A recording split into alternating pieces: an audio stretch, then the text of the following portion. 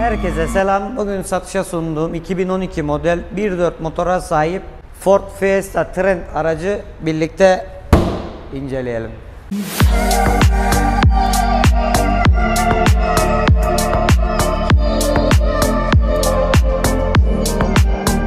Az yakıp çok kaçan araçlardan bir tanesidir.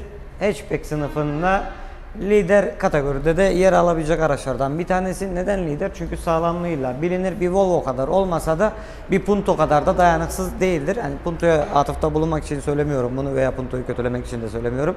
Baştan söyleyeyim. Sadece sınıflandıracak olursak bu bir adım daha öne geçer. 70 beygirlik bir motor gücü var. 1.4 dizel bir motor. Gitmem demez, gider. Yakıt tüketimi de oldukça düşüktür. Piyasada da her zaman ikinci elde yerini almıştır bu araç. Trend paket, yani namı değer başlangıç paketi, boş pakette diyebiliriz. Önden baktığınız zaman da sis farı vesaire var. Karartmalı olarak da farlar bulunuyor. Mercek far vesaire de bulunmuyor boş paket olduğu için. 5 ileri manuel bir şanzımana sahip bu aracımız. Şu anda satışta, yakın bir tarihte izliyorsanız bunun bir önceki kasasını da inceledik. Üste kartlara bırakıyorum, şu anda çıkmış olması lazım. Bunun bir üst versiyonu da 2013'te gelmiş olması lazım. Makyajlı kasası, şu logo vesaire, ön panjur, yani ön tampon vesaire ufak tefek yenilikler bulunuyor. Sis farı da bulunuyor ve krom detaylar da bulunuyor çevresinde. Bu araçta da yine motorla alakalı bilgi verecek olursak Euro 5 motoru bulunuyor. Şehir içinde 5.3, uzun yolda 4.2 yaktığını söylüyor. 5.7-5.8 civarlarını görecektir. 70 beygirlikte bir motor gücümüz olduğu için 100 km hıza 15 saniyede ulaştığını söylüyor. Yine fabrika verisi. Test videosunda isterseniz yorumlarda belirtin, çekeriz. Yine fabrika verisine göre de 162 km hızı gördüğünü söylüyor. Bence biraz daha yukarılara çıkacaktır bu oran. Aracın içine bindiğimizde de katlanır ayna özelliği vesaire tabi bulunmuyor, manuel, ama elektrikli aynamız vesaire bulunuyor boş paket olduğu için, ama boşu bile gördüğünüz gibi ufak tefek dolulukla gelebiliyor. Niye? Yine fonksiyonel bir direksiyonumuz var, multimedya kontrolünü en azından buradan sağlayabiliyoruz. Aracımız da bu arada 140.000 kilometrede. Bu fiyata olanlar ya pert kayıtlı ya da 200.000 kilometreyi devirmiş olan Fiesta'lar karşınıza çıkacaktır şu anki güncel piyasada. Ön iki camımız da tabi elektrikli, kuşkusuz. Arka park sensörü vesaire sonradan takılma. Far sensörü vesaire bulunmuyor ama gündüz farı gibi özellik var. Basit usul bir ampul. Kadranımız şu şekilde. Şurada derece detayı vesaire de gösteriyor. Arızalanmasına falan takılmayın. Araç çalışmadığı için şöyle göstereyim. Yanacaktır normal.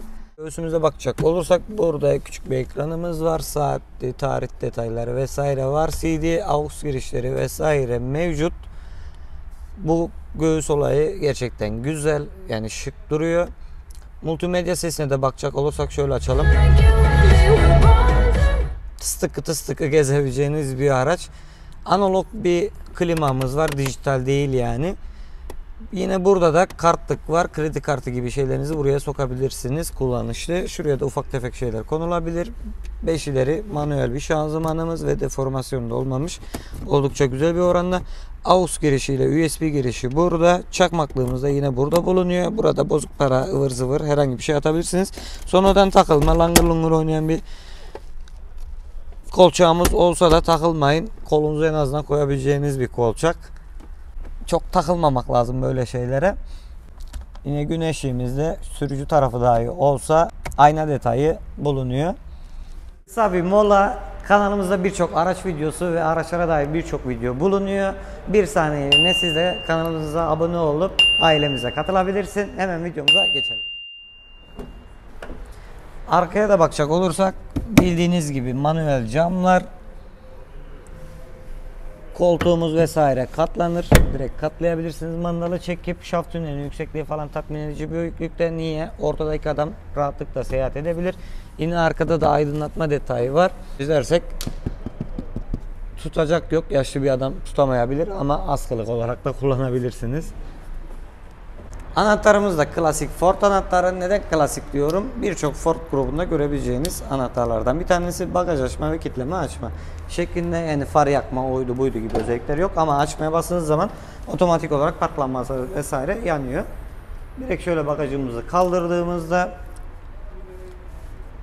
güzel bir orantıda bagajımız var. Yani hatchback sınıfında geniş sayılabilecek bir boyutta. Bunu da litre bazında söyleyecek olursak 181 litre gibi bir bagaj hacmine sahip. Yine burada bir aydınlatması bulunup burada da poşet vesaire asabileceğiniz iki taraflı alanı da var. Koltuklar da önde söylediğim gibi katlanır vaziyette. Şuradan da direkt bagajı tek alanını kapatabilirsiniz. Yine burada da Fiesta detayını görüyoruz.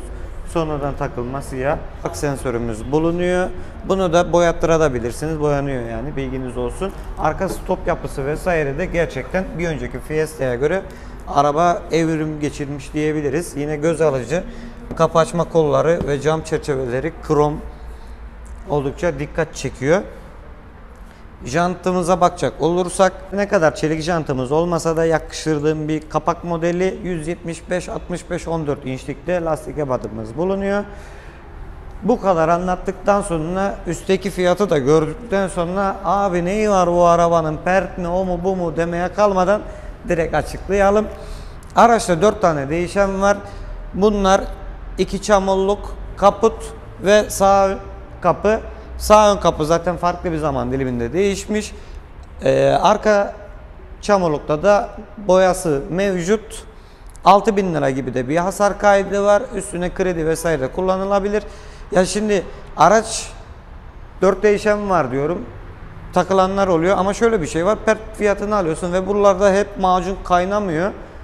Direkt serviste veya artık kaskodan nerede değiştirildiyse parçalar, yeni parçalar takılıyor. Bence oldukça iyi. Hele ki günümüz şartlarında bunun 2005-2007 kasaları bile 200 bin liraya dayanmış vaziyette. Sen belki 2 sene sonra izliyorsun, bu araç olmuştur 400 bin lira, artık ne diyeyim. 2000 years later. Günümüz şartlarında böyle. Yeni videoları kaçırmamak için kanalıma abone olup Instagram'dan da bizi takip edebilirsin. Bir sonraki araç modellerinde veya araç çeşitlerinde görüşmek üzere. Kendinize iyi bakın.